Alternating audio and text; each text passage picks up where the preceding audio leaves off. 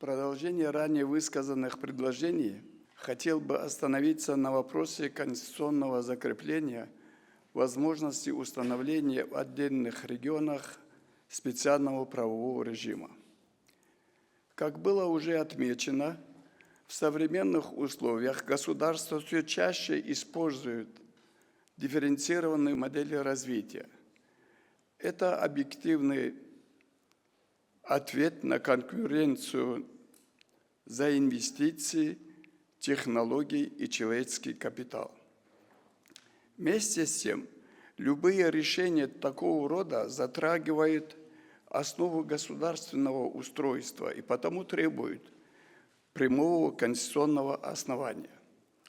Важно подчеркнуть, установление специального правового режима в отдельных регионах по своей правовой природе является исключением из общего режима правового регулирования, а значит, такие решения не могут носить произвольный или ситуативный характер, а недопустимы лишь при наличии четких конституционных рамок.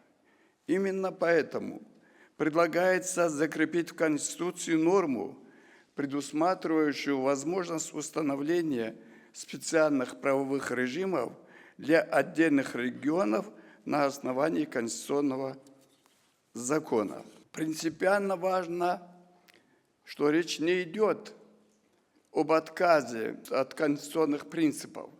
Напротив, предлагаемая норма прямо увязывает такие решения с соблюдением единства правового пространства, принцип равенства перед законом и сохранение конституционных прав и свобод граждан. Равенство в данном случае понимается не как формальная идентичность условий, а как равная степень правовой определенности, защищенности и предсказуемости.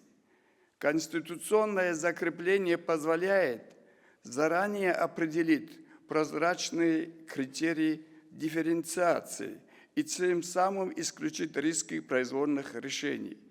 В этой связи я поддерживаю предложение о закреплении в Конституции Республики Казахстан положений об установлении в отдельных ее регионах, территориях специального правового режима.